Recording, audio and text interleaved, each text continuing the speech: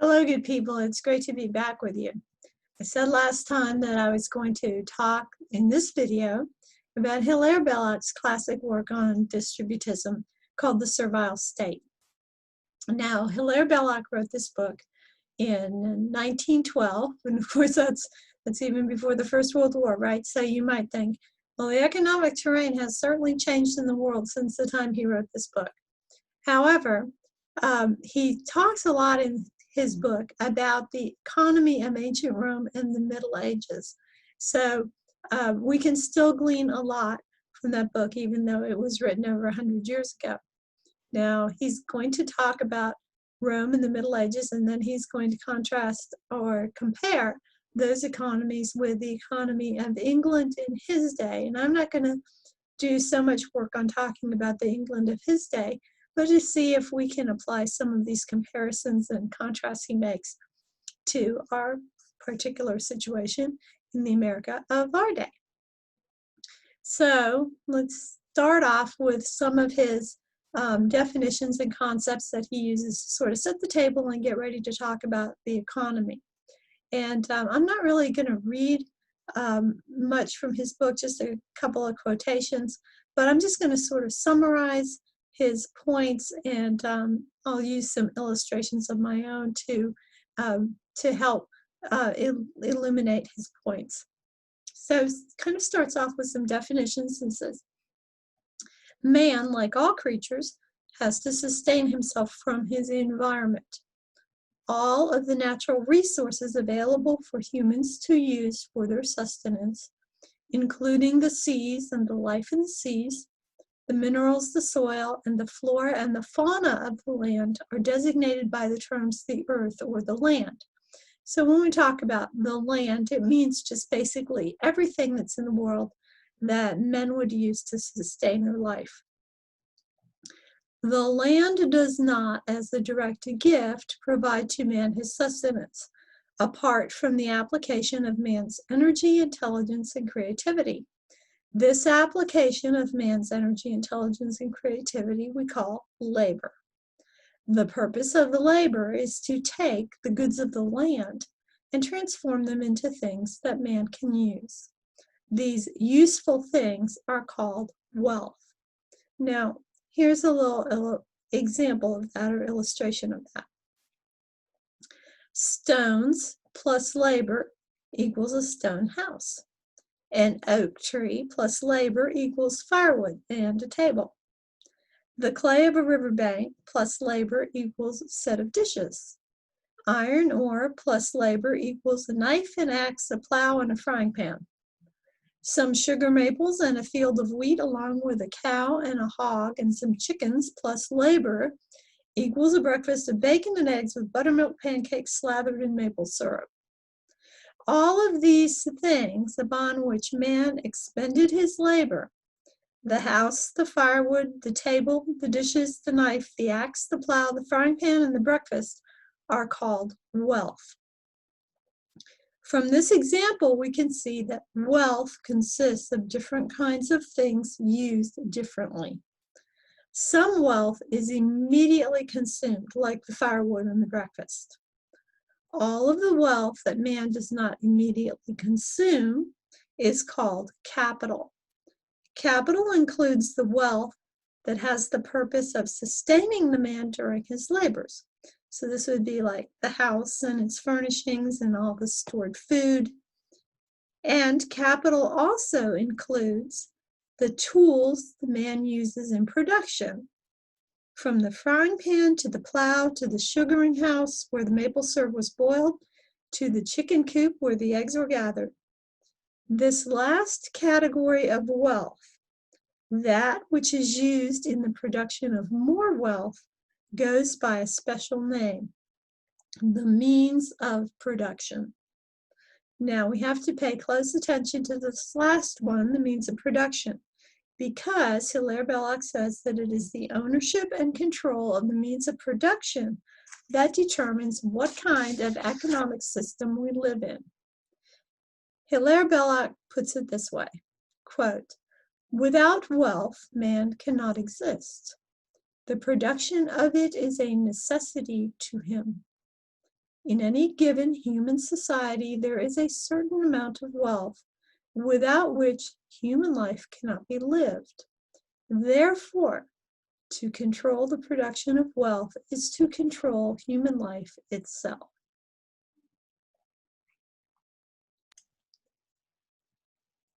Now what I want to do is share with you a graphic that helps to illustrate the way that Hilaire Belloc describes the economy of ancient Rome. And in just a moment, I'm going to get that graphic up on the screen. I hope I understand how this works.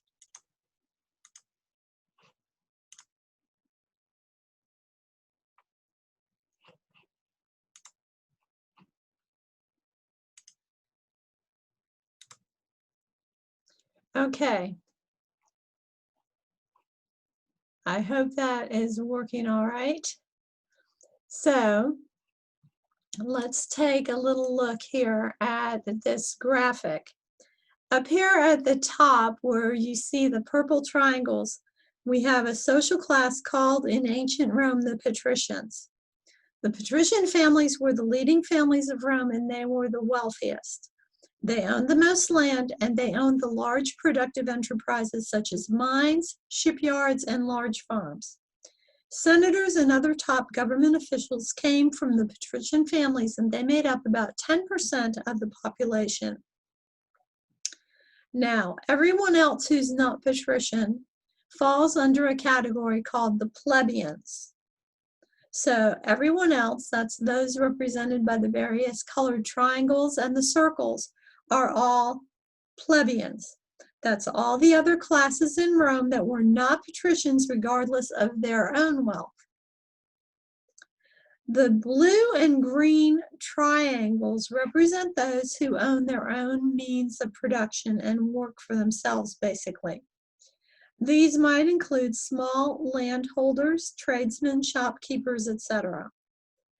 The wealthiest plebeians, those are the ones in the blue triangles, resemble the luxuries of the patricians in their way of life, and they're always engaged in a power struggle with the patricians. So you see them kind of poking up there towards the patricians.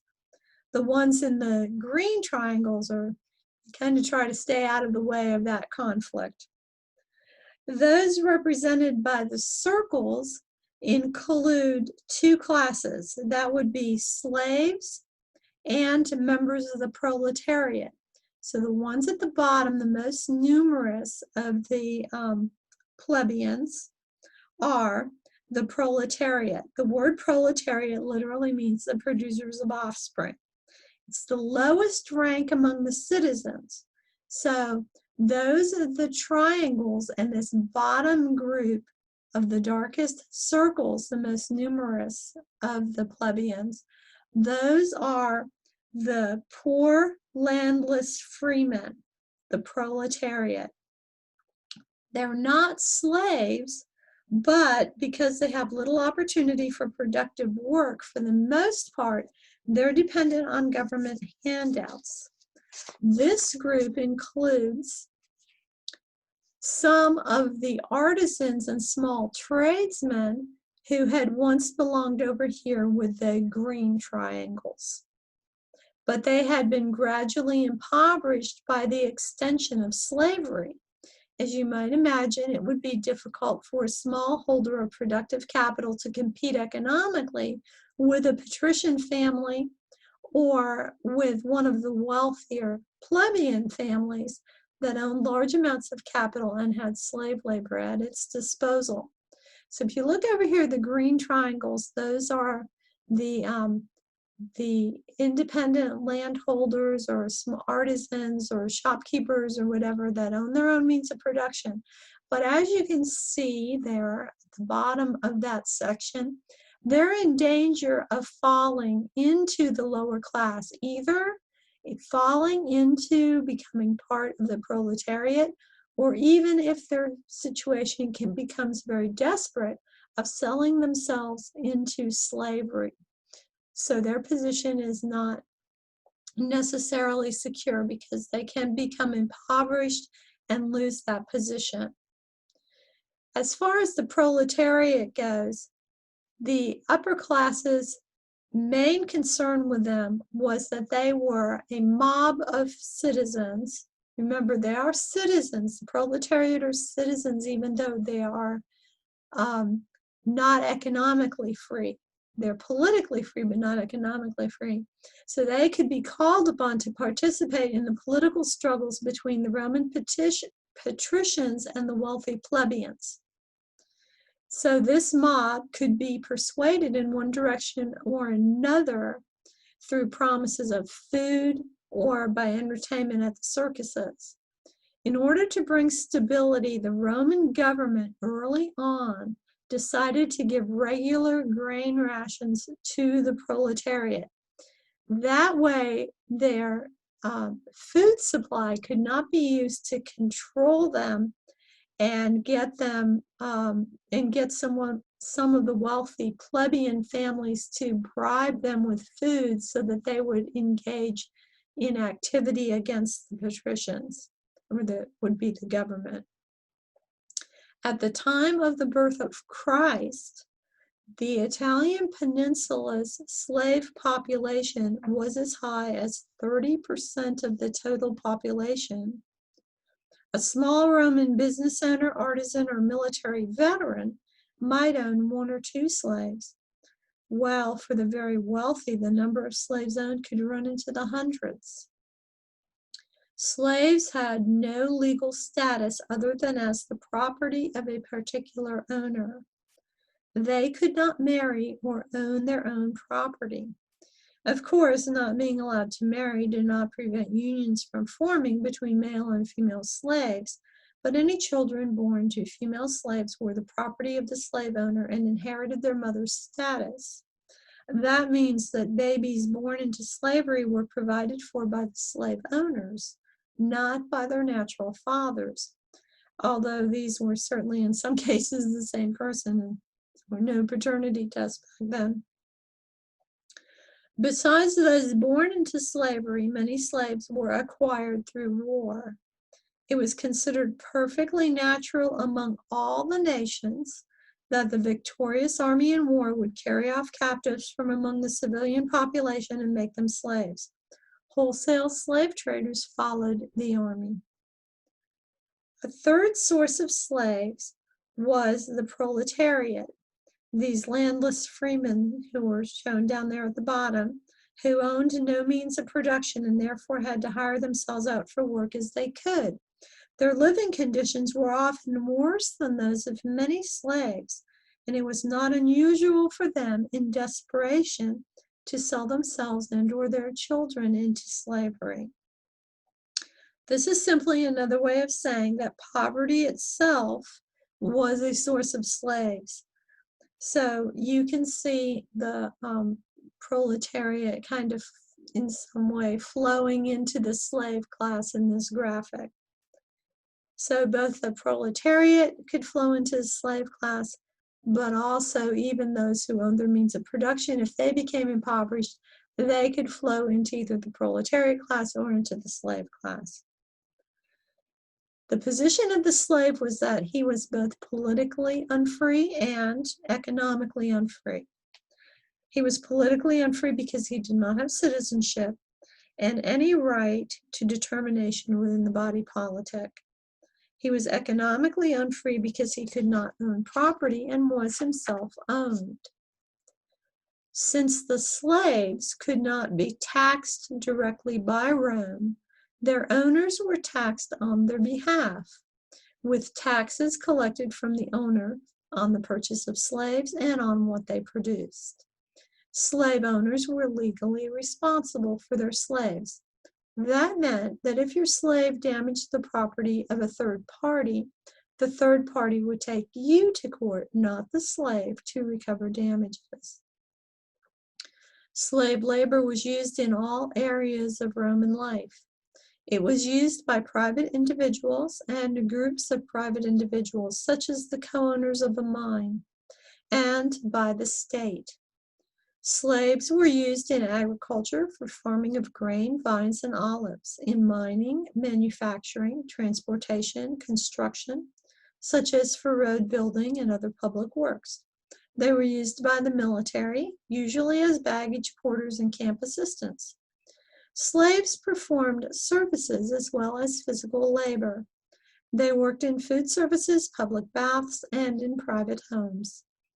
Many slaves were highly educated and worked in professions such as accounting, teaching, and medicine.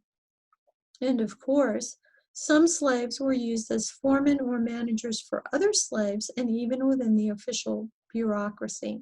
So that's why you see there a kind of, on the graphic, a difference in the size of the circle. So some of the slaves are in a better position or a higher position than other slaves.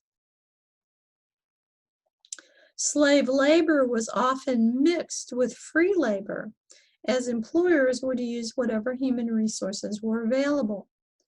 In the agricultural sector, such a mix of labor was common due to the seasonal nature of the work. The lot of many agricultural slaves on large estates was among the worst, as they were usually housed in barracks in prison-like conditions and often kept in chains. Their misery was exceeded, though, by slaves sent to the mines, where conditions were so dire that mining was used as a punishment for rebellious slaves and other convicts. A slave's conditions largely depended on the mercies of the slave owner, although in later times of the empire, slaves could appeal punishment to the courts. It was generally recognized that the better conditions produced more loyalty and efficiency among the slaves. There were several slave holidays throughout the Roman year. Freedom could be granted by the owner, but in most cases, freedom was purchased by the slaves, the most ambitious of whom took advantage of every tiny opportunity to hustle side jobs for money. So you see there in the graphic that at the top of the slave group in those orange circles, you see how some of them will gradually become owners of their own means of production. They will purchase their own freedom and become free men, and then set themselves up in some sort of trade or some sort of shop, or have some sort of little farm or something of their own, and then they would gradually change their conditions. So you see them gradually morphing into that, into the green triangles over there.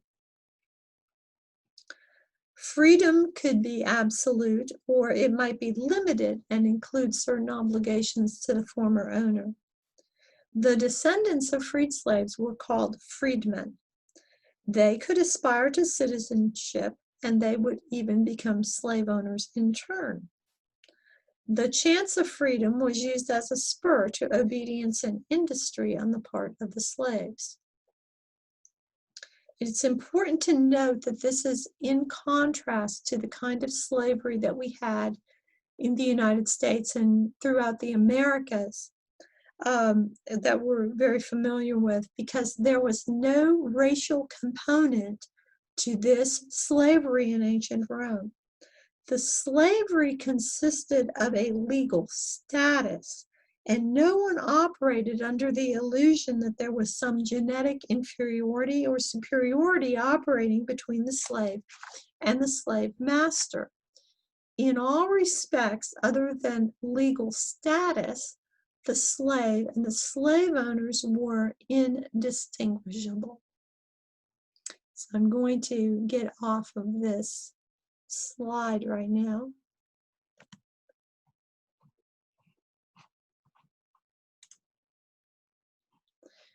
Okay.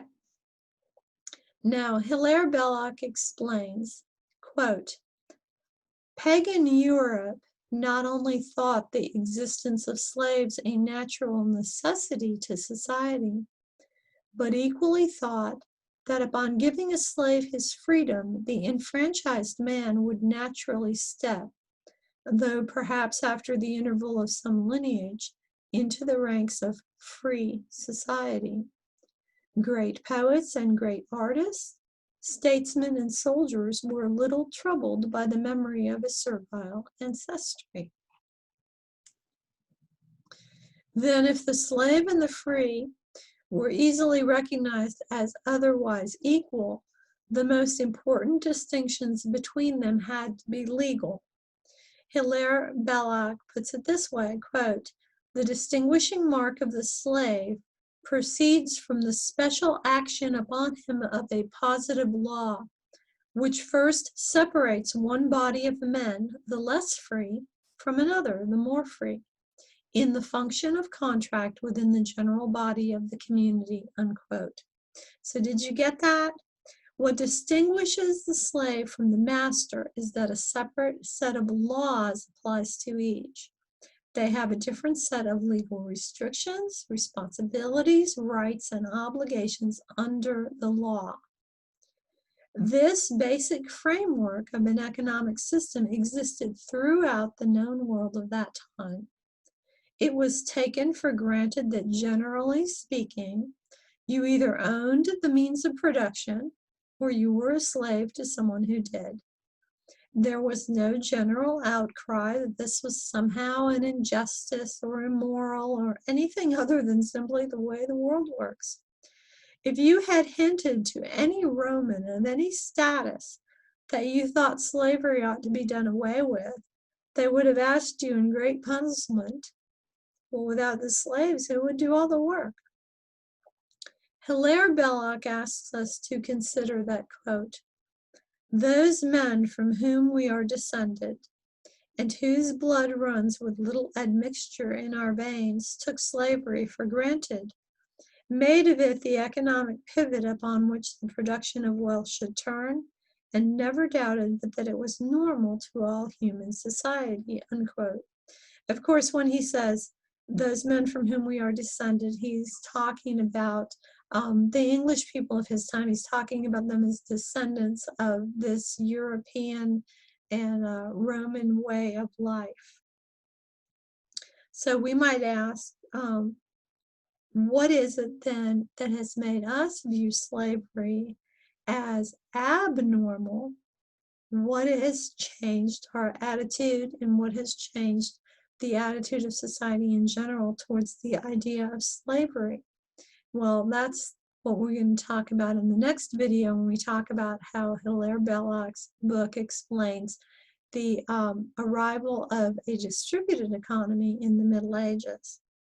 But the important thing here to recall or to note is that a nation whose economy turns upon the labor of slaves is a servile state. So that's it for this section of Hilaire Belloc's analysis. And when we come back, we'll talk about what he has to say about the way the economy was arranged in the Middle Ages.